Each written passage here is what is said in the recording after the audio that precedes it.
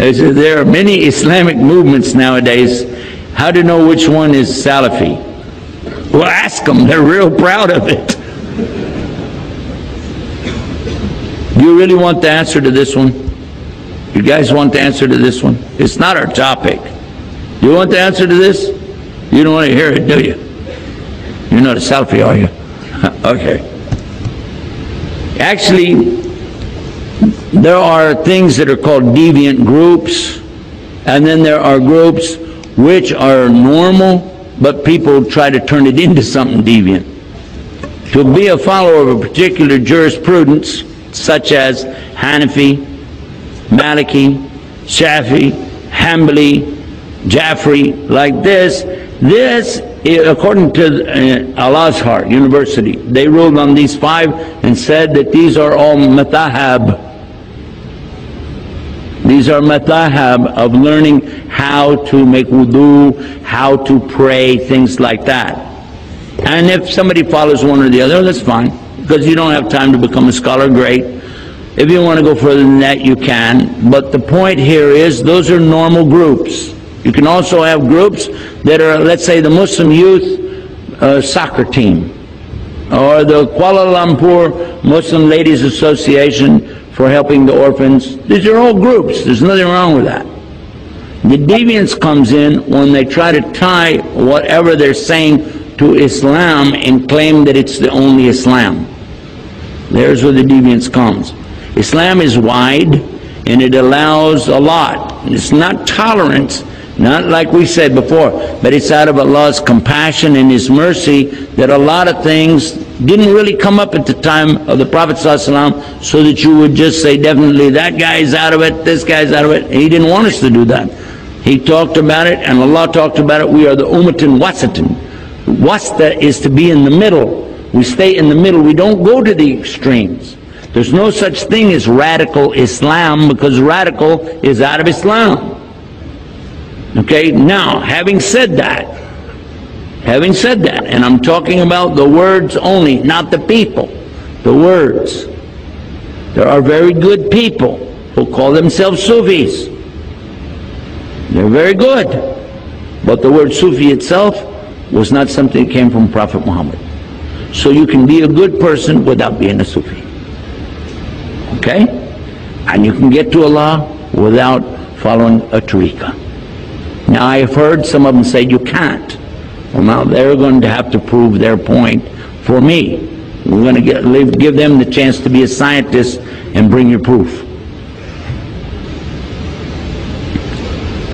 I mentioned that only one. There are many where people will say our group is the only group. Most of the people in the groups don't really have this attitude, but there are extremists. And when somebody says we are Salafi, first of all, I'm going to guess that he doesn't know the Arabic language. I'm going to guess he probably doesn't know. Or he said it so much he forgot what it really means. Salaf means somebody who's dead and gone. These are your predecessors. So a guy stand there telling you, I'm dead. And they say Salaf Asali, righteous predecessor. Okay, I'm a dead righteous guy. It doesn't work. The one who came up with this idea was actually a very good scholar, but he was a loner in that he had his own thing going. He didn't come from a particular following of anything. He just come up with a lot of stuff on his own. He was an expert in his studies in hadith. He was one of the best muhaddith in the last century. He died in September of 1999, and if you see a picture of him, you look at me, you look at him, you say he must come from the same family, very much alike. His name was Sheikh Nasruddin al-Albani. He did some wonderful things. MashaAllah, we make dua for him. But this is a mistake, and I make more mistakes really than anybody. So it's not that, but the mistake was to say that we need to have a group to call ourselves by, to distinguish ourselves from the people of Ahlul Bid'ah. Well, the Ahlul Bid'ah means people of innovation. So we'll call ourselves on the same manhaj or methodology of the Salaf Salih. That's what he was saying. We are on the methodology of the righteous predecessors. That's what he's trying to say. But the people turned it into a group and used that to justify whatever they did. It's not acceptable. That is not acceptable, and he would never have endorsed it, because his own students have told me themselves they didn't endorse it. Muhammad Jabali, bin Uthaymeen, you can go and talk to them in Saudi Arabia yourself, see them or talk to their students at least, and ask them, and they will say, no, no, no, not what's going on. This is not what we meant. Not like this. Not going in and pointing at people, calling them kafir, and labeling all the leaders and things like that. That was never intended. The next thing, you didn't ask this one, but the people say Wahabi. Catch yourself before you say that. Stop yourself. The other word I told you is the Arabic word, so is this.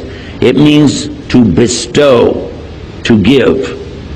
Al-Wahhab, if you say Al-Wahhab, you must be very careful now. You just said Allah's name. Allah is Al-Wahhab. He is the bestower, the ultimate bestower. So you don't take Allah's name and play with it like that.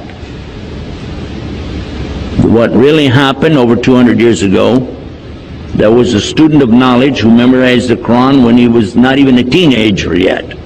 He studied all of the fiqh, jurisprudence of the Hanafi. Then he began to study others, and his father, who was a scholar, told him to stop. Just stay with what we have. He said, I want to learn the others. His father almost disowned him because of it. It was very upsetting. You know, don't do that. But he wanted to learn all of it so he could understand, and he began to learn quite a bit. He became convinced that he needed to learn more, and he discovered through this learning that the people of his time were making a grave mistake. I used the right word too, because they were worshiping at graves. They were literally going to graves and calling upon dead people to help them. Righteous people, good people, but they're dead. And even if they were alive, what could they do? They could only make dua for you. Nobody's got any magic. You ask Allah to solve these impossible situations, and He can do it. And that's what He was telling the people. And some of those who were making money or getting good position in the community out of these grave worshiping deals took exception to His group, because they came in and kicked over all of these monuments on these graves. And of course they had no evidence to support what they did, so instead of dealing with the rationale of, why don't you look at what you're doing is wrong, instead they labeled his followers as Wahabi. Why? Because they couldn't call him by his real name. His name was Muhammad, and they would have had to say they're Mohammedans. And no Muslim would do that anyway. So they call him Wahabi because his father was Abdul Wahhab. So he was Muhammad ibn Abdul Wahhab, and he wrote a book called Kitab al-Iman. The book, if you read it and take the cover off and you don't know who wrote it, you'll say, this is a great book. It's very good about the belief in Allah is one and the teachings that come with it. It's kind of like a workbook. It just has a few verses or something, and then tells you to go look up the rest of it. And it was given to some scholars who were attacking and saying, these Wahhabi people, so and so on. So what do you think about Kitab al-Iman? So it's a bad book, don't read it. It's okay. So they gave him the book without the cover on it. Didn't tell him. He's a scholar. I'm not going to tell you who. Big scholar. Current. He read it and he loved it. He said, this is the aqidah of a real Muslim, the belief system of a real Muslim. And when they said, well, here's the cover for the book, and he went, huh? And he said, astaghfirullah, I made a mistake. Big mistake. All of us need to understand that whenever somebody doesn't want to admit their mistake, it's a lot easier to point and say, he's a Wahhabi.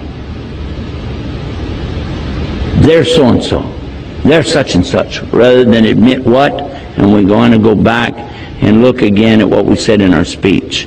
The king has no clothes. Ooh. All of us make mistakes. Just admit it. What is the big deal? Only Allah is free of mistakes.